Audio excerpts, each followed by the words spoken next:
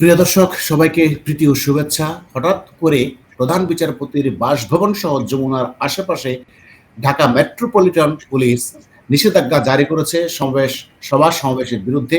তেমনই একটা খবর আমরা একটু আগে পড়ে দেখি সেই খবরটায় কি বলা হচ্ছে। সেই খবরে বলা হচ্ছে যে প্রধান বিচারপতির বাসভবন সহ কয়েকটি স্থানে সভা সমাবেশ নিষিদ্ধ।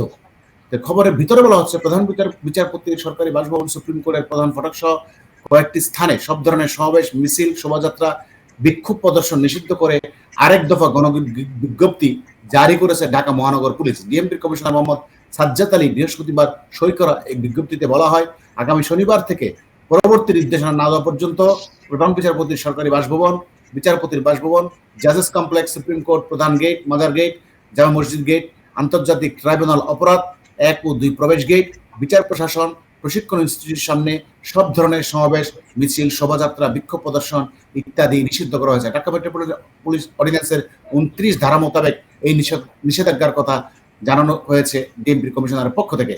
তো এই যে বিভিন্ন ধরনের দাবি দেওয়া, প্রতিবাদ কর্মসূচির নামে যখন তখন অবরোধ, চলাচলের বিঘ্ন সৃষ্টি ঘটানোর জন্য সবার প্রতি অনুরোধ জানানো হয়েছে। জনাব শেখ ফরিদ, আপনার কাছে আসছে বিষয়টা নিয়ে। হঠাৎ করে বলা নাই কোয়া নাই, হঠাৎ করে এই প্রজ্ঞাপন জারি করার কারণটা কি হতে পারে? আসলে কিছু কি হতে যাচ্ছে? আমার মনে হয় তাদের কাছে কোনো মেসেজ গেছে যে বিক্ষোভ সমাবেশ হবে, সেটা তাদের পক্ষে লক্ষ্য করতে পারে, আবার বাংলাদেশ আওয়ামী লীগ এবং মুক্তিযুদ্ধের পক্ষের মানুষও করতে পারে, বামপন্থীরা করতে পারে।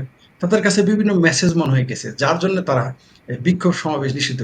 বিক্ষোভ সমাবেশ এখানে নিষিদ্ধ করবে কেন? ভয় পায় কেন? কিসের ভয়? তারা তারা নাকি 90% জনপ্রিয়, তাদের নাকি ইউনুস নাকি এই যে কে ডাস্টবিন শফিক কেরানির বলা কেরানি নাকি বললো যে বাংলাদেশের ইতিহাসে এত সংবর্ধনা আর কেউ নাকি পায় না, এরকম কিছু বলছে।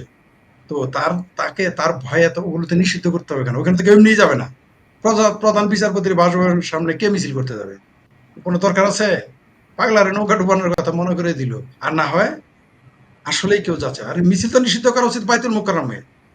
মিছিল নিষিদ্ধ করা উচিত হাটহাজারীতে।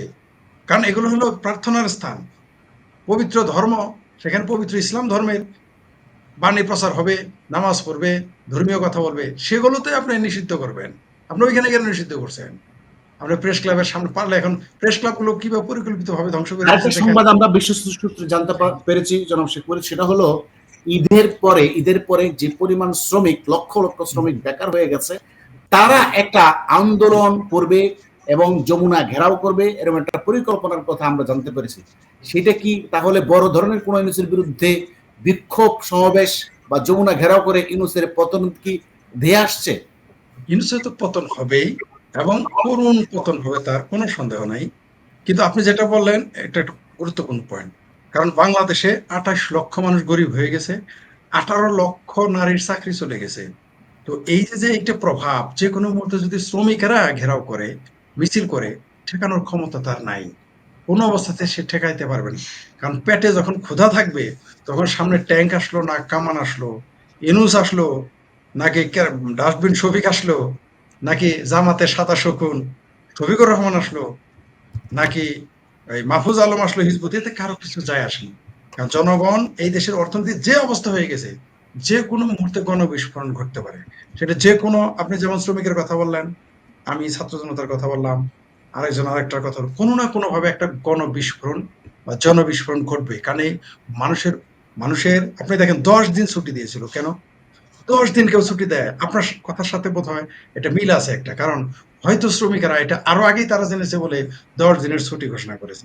10 দিন একটা দেশের যদি ছুটি থাকে, সে দেশটা একটা মাসের 3 ভাগের 1 ভাগই নেই। মানে তিনি নাকি আবার অর্থনীতিবিদ। তিনি তো একদিনের উপর ছুটি দেওয়ার কথা না অর্থনীতিবিদ হিসেবে। তাহলে সেই জায়গায় হতে পারে যে তাদের কাছে এমন কোনো মেসেজ আছে। তারপরে বাংলাদেশের মুক্তিযুদ্ধের পক্ষের যারা শক্তি, তারা তো ভেতরে ভেতরে ফুলে উঠতেছে। যে কোনো সময় কোনো বিস্ফোরণ, যে কোনো ব্যানারে, যে কোনো নামে, যে কোনো কায়ায়, যে কোনো ছায়ায় ইউনূসের সামনে চলে আসবে। তাই সে ভূতের মতো ভয় পাচ্ছে। তাই সে এখন বিভিন্ন ছলাকলা শুরু করে দিছে। কিন্তু তার এই ছলাকলা কাজে খাটবে না। ধন্যবাদ জনাব শেখ ফরিদ। জনাব আতার হালদার, আপনার কাছে আসবো। এই যে শনিবারে থেকেই এই নিষেধাজ্ঞাটা জারি করা হয়েছে, তো এখানে আমরা অনেকের সাথে কথা বলেছি বিষয়টা জানার জন্য। আসলে তাদের কাছে গোপন কোনো তথ্য আছে, সেটা আমরা জানতে পারি। কি তথ্য? সেটাকে উপলক্ষ করে এই ধরনের সমাবেশ নিষিদ্ধ করার মধ্য দিয়ে একটা আতঙ্ক ছড়িয়ে দেওয়া, যেন কেউ তার আশেপাশ দিয়ে সমাবেশ বিক্ষোভ করার সাহস না দেখায়। তাহলে কি এটা আমরা বলতে পারি কিছু একটা হচ্ছে ইউনূসের বিরুদ্ধে? হ্যাঁ, আবারও জনতা ক্ষেপে ওঠার একটা পসিবিলিটি দাঁড়িয়েছে, কারণ এই বন্দর এবং আপনার করিডোর নিয়ে কিন্তু অলরেডি বিএনপির একটা ঘোষণা ছিল, সাথে বাম দলের একটা ঘোষণা ছিল, লং মার্চের একটা ঘোষণা আছে। এই সব বিষয় প্লাস আইনগত বিষয়তে যে জায়গাগুলোতে আইনটাকে বাংলাদেশ সরকার আদালতকে কিন্তু কুক্ষিগত করেছে এবং সরকারের নির্দেশনা অনুযায়ী আদালত চলছে, সেক্ষেত্রে কিন্তু আজকে প্রধান বিচারপতি এবং হাইকোর্ট, তার মানে হচ্ছে এখানে কিছু একটা বিষয় আছে যে এই আইনসঙ্গত বিষয়, যেখানে মানুষের উপরে যে নির্দয় অত্যাচার চালানো হচ্ছে এবং আইনকে কুক্ষিগত করা হয়েছে এবং আইন যে রাষ্ট্রের কথায় চলছে তারই বিরুদ্ধে কোনো একটা প্রতিবাদ হবে। আর ফরিদ ভাইয়ের সাথে আর একটা কথা আমি বলতে চাই, 5ই আগস্টের পরে এই পর্যন্ত 28 লক্ষ নয়, প্রায় 60 লক্ষ লোক বেকার হয়েছে এবং আপনি জানেন কিনা এই মুহূর্তে বাংলাদেশে 2.5 কোটির বেশি লোক বেকার আছে। তাহলে নতুন কর্মসংস্থান তো নেই, উপরন্ত মানুষের চাকরি খাচ্ছে এবং চাকরি যাচ্ছে।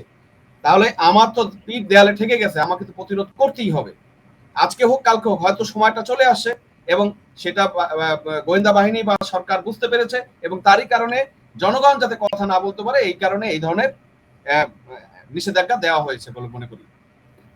ধন্যবাদ। আমরা অপেক্ষায় থাকি, দেখি সর্বশেষ পর্যন্ত ইউনূসের পরিণতি কি হয় এবং জনগণ ক্ষুধার্ত মানুষ ইউনূসকে কিভাবে প্রতিরোধ করে সেটা দেখি।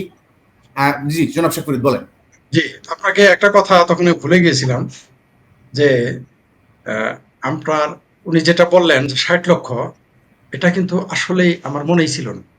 মানে তারা তো আনুষ্ঠানিকভাবে স্বীকার করেছে যে 27-28 লক্ষ, কিন্তু আসলে এটা 30 লাখ হয় স্বাভাবিক। আর এই 30 লাখ বা 60 লাখের কারণে আরো পরোক্ষভাবে বা প্রত্যক্ষভাবে শুধু তো একভাবে বেকার হয় না মানুষ, আর এদের কারণে অনেকে বেকার হয়ে যাবে এবং এটার ফলাফল অবশ্যই তাকে ভোগ করতে হবে। বাংলাদেশের জনগণ এই